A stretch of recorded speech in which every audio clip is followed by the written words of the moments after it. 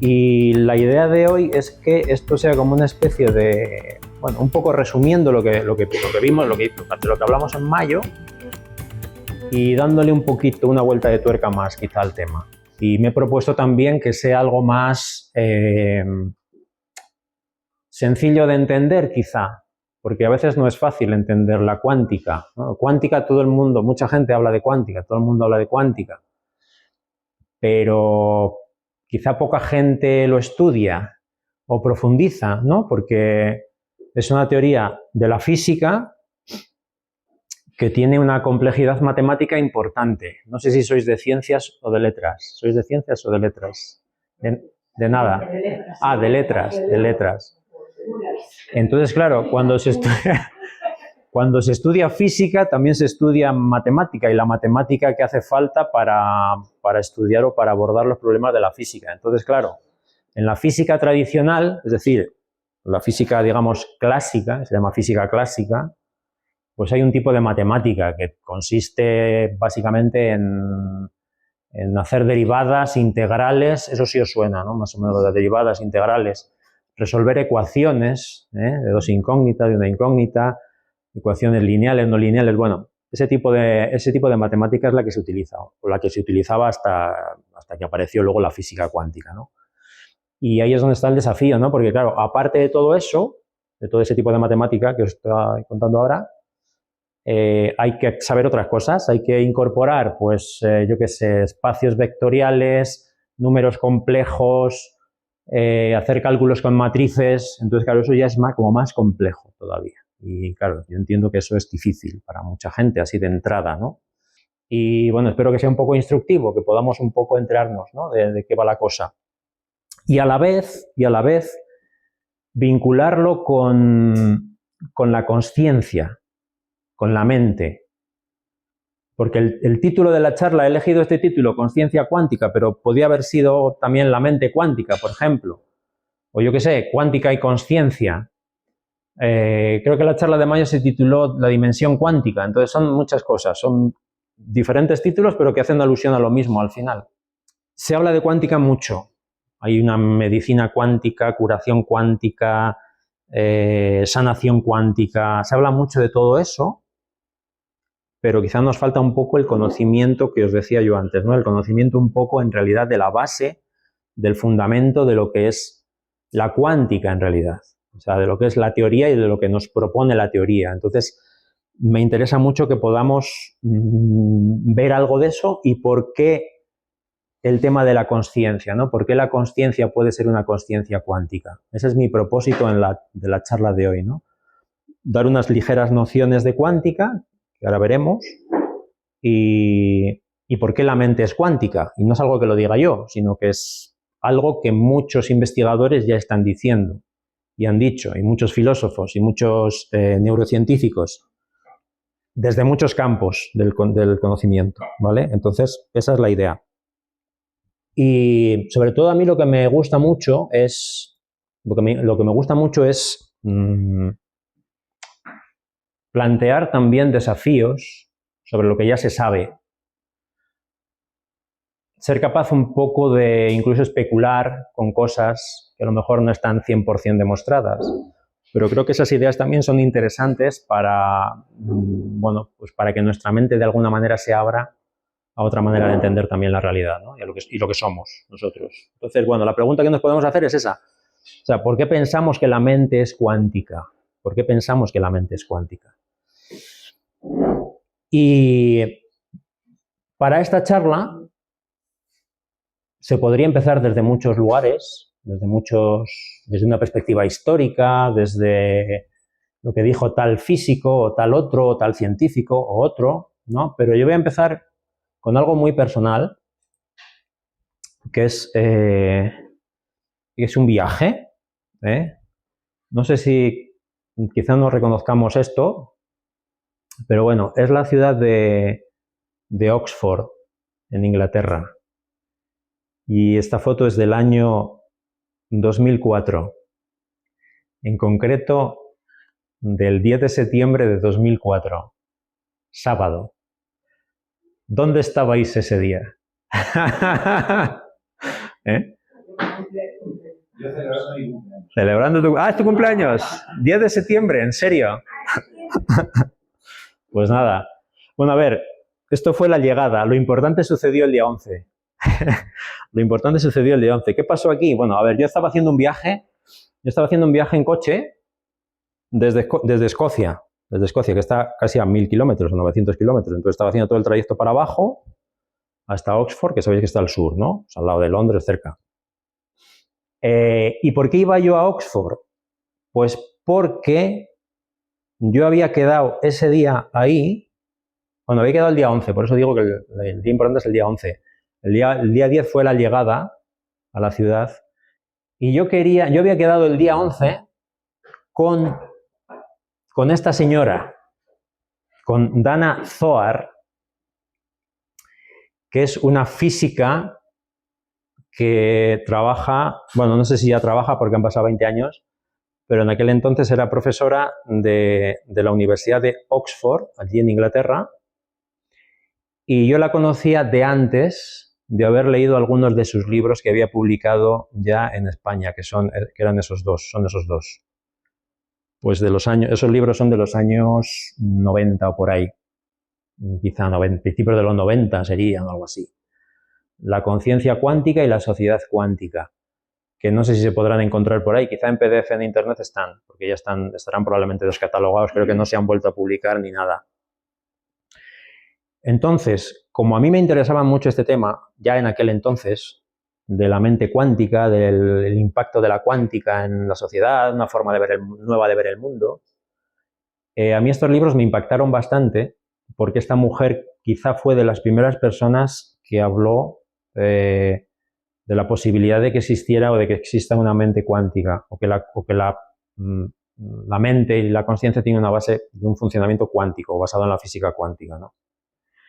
Entonces, ¿qué pasó? Pues nada, yo le mandé un email, encontré su email por ahí en internet, en su web y tal, y le escribí y dije, oye, que quiero hacerte una entrevista y tal, que me gustaría ver si podemos hacer una entrevista, grabarla y todo esto, y ver qué me cuenta, ¿no? O sea, profundizar un poco en el tema de lo que había contado ella en los libros. Porque ella lo que menciona es que la conciencia podría surgir en el cerebro mediante un mecanismo que es un poco complejo de explicar, pero también hace un paralelismo entre una cosa que se llama el vacío cuántico, que es, digamos, el fundamento, la base, por decirlo así, en la teoría cuántica de campos, que es un poco complejo también de explicar, el fundamento a partir del cual, que es un vacío cuántico, que no está vacío en realidad, sino que es una especie de fundamento que es desde donde, digamos, hay una especie de ebullición constante, y ahí es donde surgen todas las particulitas elementales que se generan y se destruyen, lo que se llaman las partículas virtuales, como el fundamento y la base de la realidad cuántica, sería ese vacío cuántico, ese espacio cuántico. Y ella hacía un paralelismo entre ese concepto del vacío cuántico, que postulan los físicos, con un concepto que hay en la filosofía india, que es el Brahman. El Brahman es un concepto indio que aparece en los textos antiguos, en las Upanishads antiguas, en los Vedas y demás, y en otras tradiciones también, en el taoísmo y en otras. Entonces ella, en lo que plantea en los libros y lo que yo quería indagar es eso, ¿no? ¿Hasta qué punto eso es así? Y de hecho, tengo un vídeo aquí, bueno, hice una grabación de la entrevista, por cierto, mira, esta foto es de allí, de la entrevista, el día 11, exactamente, del año en el 2004, 11 de septiembre, en su casa. Amablemente me invitó a su casa, lo cual es un lujo poder estar ahí. Y bueno, pues esa era la tecnología de la época, o sea, una grabadora de estas, grabadoras de estas de cassette, de cassette normales, No había móviles, no había nada. Habría móviles ya, ¿no? En esa época, pero de los otros, de smartphone, nada, vamos.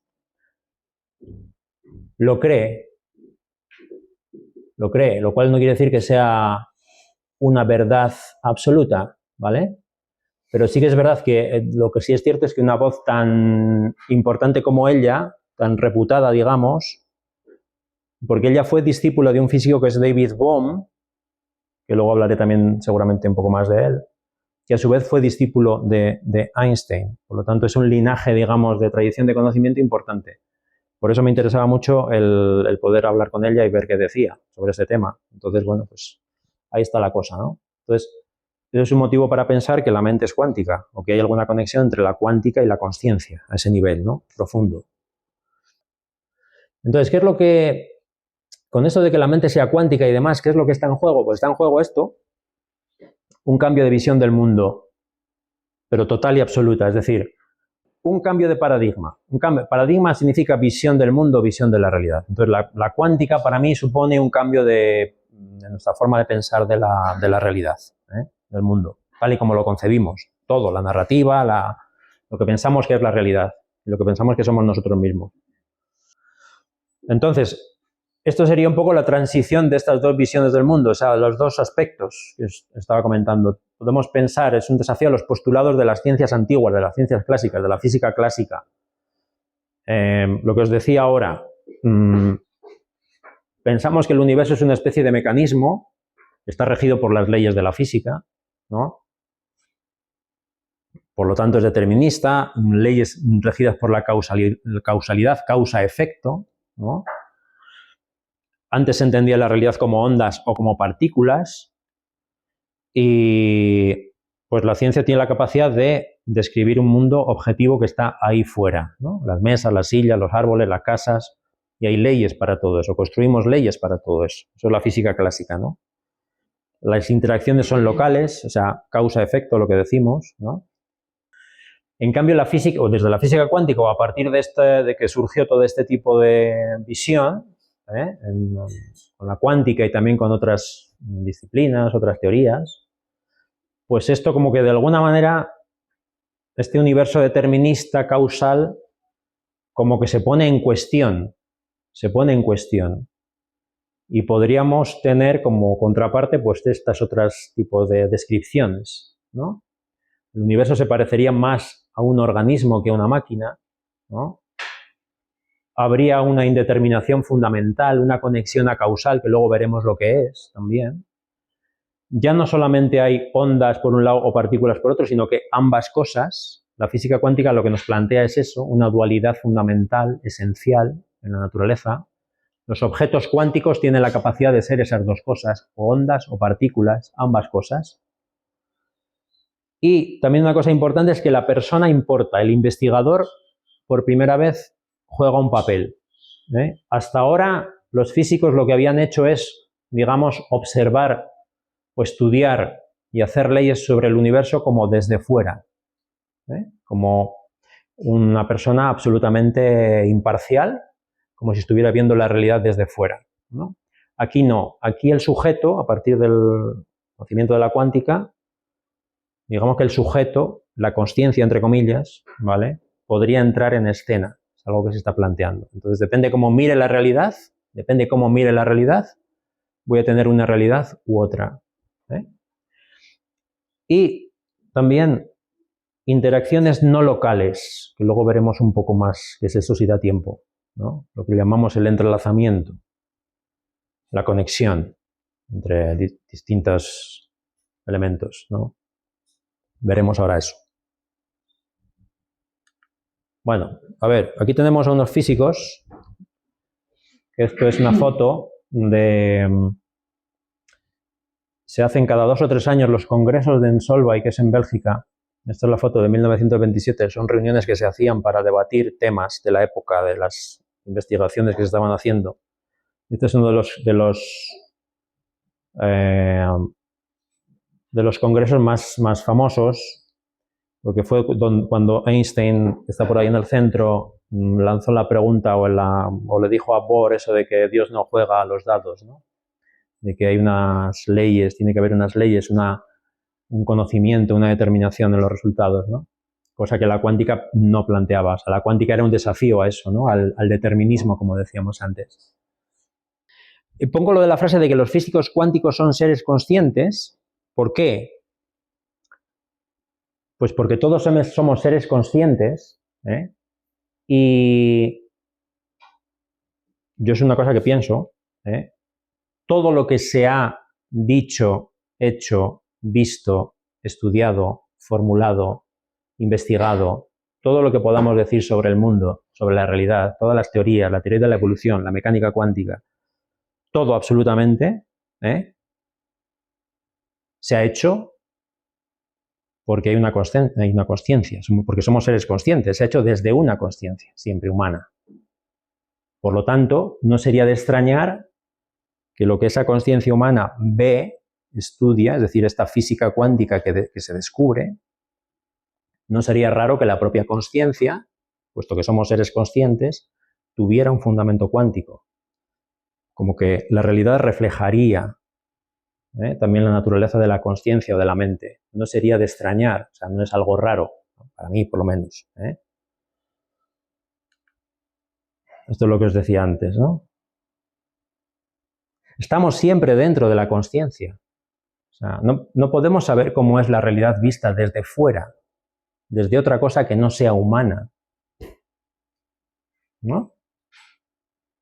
Somos humanos, el mundo lo vemos desde nuestra mente. No sabemos cómo es ser un murciélago. ¿Alguien lo sabe? ¿Cómo ve un murciélago? ¿Cómo vive la vida un murciélago? ¿Cómo es ser un murciélago? Y pongo lo de murciélago porque hay un artículo muy famoso de un filósofo que se llama Thomas Nagel, que se titula así el artículo, ¿cómo es ser un murciélago? Y debatí en ese artículo todos estos problemas que os estoy contando. O sea, siempre estamos viendo las cosas como en primera persona, desde una perspectiva del sujeto, en primera persona. No podemos saber cómo es la realidad para otros seres. Por lo tanto, nuestras coordenadas siempre son esas. No podemos salir de esas coordenadas, ¿no? De lo que es un ser humano y de lo que un ser humano descubre o ve. Pero, atención, este es el asunto importante. Como os decía antes también, por primera vez en la historia de la ciencia, que la ciencia, por cierto, la ciencia tal como la conocemos empezó en el siglo XVII, no es algo que llevase ahí de toda la vida miles de años, no, empezó en el siglo XVII exactamente, con Galileo. Por primera vez en la historia de la ciencia, el observador, entre interrogantes, la consciencia del observador, interviene en el resultado de los experimentos. Como os decía, y ahora vamos a ver un poco qué es lo que pasa con eso. El observador ya tiene que estar presente, o por lo menos tenemos que tenerlo en cuenta a la hora de cuando estamos estudiando los fenómenos cuánticos en concreto. Antes, como os decía, no. El observador era un observador imparcial que estudiaba el universo, las leyes de la naturaleza y no influía para nada. Pero por primera vez en la historia, lo que hace el observador determina qué es lo que pasa, ¿no? Entonces tenemos esa visión que cambia aquí. Esto es una ruptura importante. De hecho, esto es una cita de este físico que es Jordan, uno de los fundadores de la cuántica, uno de los que la desarrolló después. Dice que, claro, que las observaciones no solo alteran las mediciones, también fuerzan a las partículas a que asuman una posición definitiva y que nosotros mismos producimos los resultados de las mediciones. Es una de las cosas que se puede ver, ¿no? Claro, el tema es, imaginad ahora que ya que entramos un poco más a fondo en lo que es un objeto cuántico. Los objetos cuánticos sabéis que son los objetos microscópicos. La cuántica opera a ese nivel, ¿no? Las partículas elementales, los electrones, los protones, los neutrones, las moléculas. Imaginemos por un momento que pudiéramos tener un objeto cuántico, por imaginar, para hacernos una idea de qué es lo que pasa, ¿vale? A ese nivel pequeño, a ese nivel microscópico. Imaginad que tenemos un gato que fuera un gato cuántico, es decir, un gato que se comportase como las partículas elementales, como estos objetos cuánticos de los que estamos hablando. Pues lo que se observa literalmente en los experimentos es que el gato, cuando va por la farola, hacia la farola, ¿qué es lo que pasa ahí? ¿Qué veis? Atraviesa, ¿no? O sea, pasa como por las dos partes. O sea, no es algo sólido, por decirlo así, ¿no? Y luego ya sigue y parece sólido después, ¿no? Pues es que, precisamente, o sea, eso es lo que pasa literalmente con las partículas elementales. Vimos el experimento de la doble rendija en mayo, que era un poco más elaborado, pero bueno, esto es lo mismo, esto es la doble rendija en realidad. O sea, una partícula cuando tiene dos agujeros por donde pasar, literalmente lo que se ve es que pasa por las dos a la vez. Deja ese rastro, digamos. Cuando observamos, digamos, el resultado del experimento, lo que vemos es el rastro, como el rastro del gato ahí. El rastro del gato quiere decir que pasa por las dos farolas a la vez, por los dos lados de la farola. Y lo que nos preguntamos es eso, es decir, ¿por qué el lado de la farola pasa? ¿O cómo puedo definir el estado del gato en ese momento de que pasa por la farola? Pero ¿qué pasa si medimos por dónde? Vamos a ver, ¿qué pasa? Tú puedes decir, vale, tú dejas el gato ahí que pase y luego ya lo has visto, lo dejas pasar y al final miras y ves el rastro, ¿no?, que ha dejado. Miras después de que haya pasado. Pero podríamos decir, pues voy a mirar a ver qué pasa con el gato. Voy a ver qué pasa justo en ese momento que está en la farola. Voy a observar justo en ese momento. Pero ¿qué pasa? Y esa es la sorpresa. Que en ese momento en que tú vas a mirar el gato, con esa especie de, como tú decías, transparente, como que pasa por los dos lados a la vez, supuestamente tendríamos que encontrarlo así. El hecho de observar el gato en ese punto, tú lo vas a ver siempre o a un lado entero el gato o al otro lado. Nunca lo vas a observar como algo que pasa por los dos lugares a la vez. Y ese es lo que se llama el efecto de el problema de la medida. O sea, y eso nos quiere decir que la medición, o sea, cuando yo observo, lo que hago es que ese estado del gato indeterminado ahí, pues colapse o hacia un lado o hacia el otro. Siempre vamos a ver el gato entero o por un lado o por el otro. Nunca vamos a ver el fantasma en medio. ¿Vale? Ese es el efecto de la medición. Por eso decíamos antes que el observador importa. Esto no pasaba antes. Tú cuando miras una pelotita normal y corriente, clásica, no cuántica, siempre va a estar en el mismo sitio. No va a estar flotando por ahí. No vas a ver un fantasma. Entonces el efecto de la medida es hacer que ese estado indeterminado colapse a un lado o al otro. Entonces, ¿cómo se comporta el gato? ¿Qué pasa con el gato? Ahí. Ese es el gran problema de la cuántica. Ese es el gran problema. El problema es el desafío es cómo definir ese estado del gato ahí, ¿no? En ese punto. ¿Pero se entiende esto algo? ¿Se entiende? ¿Hay algún problema de entenderlo? ¿Se capta algo la idea? ¿O qué sensaciones es? ¿Cómo se os queda el cuerpo cuando cuento yo esto?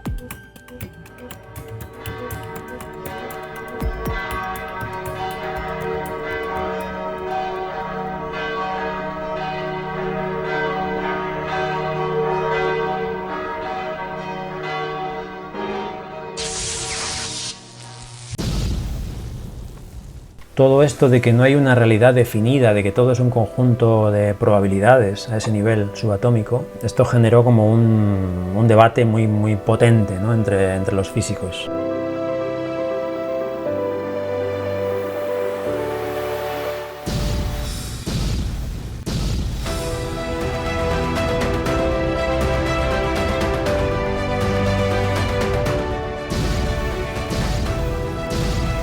A nivel cuántico todo es muy diferente, las cosas empiezan a ser bastante difusas.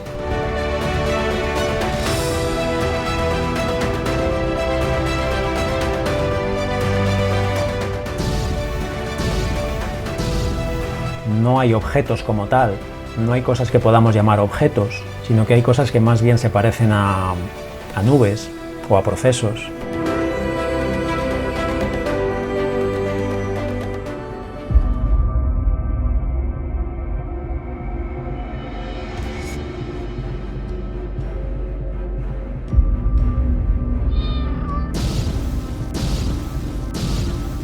¿Qué es lo que encontramos cuando nos adentramos ahí en ese mundo? Y lo que nos encontramos son bastantes paradojas.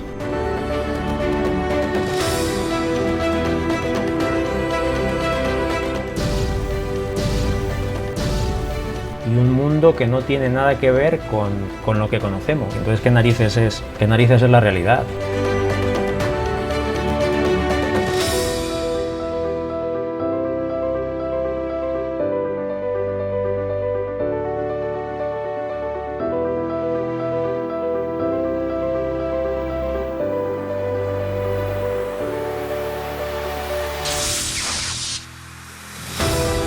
Una de las implicaciones que tiene la cuántica pues es precisamente eso, que de una manera o de otra involucra la observación, la conciencia, ¿no?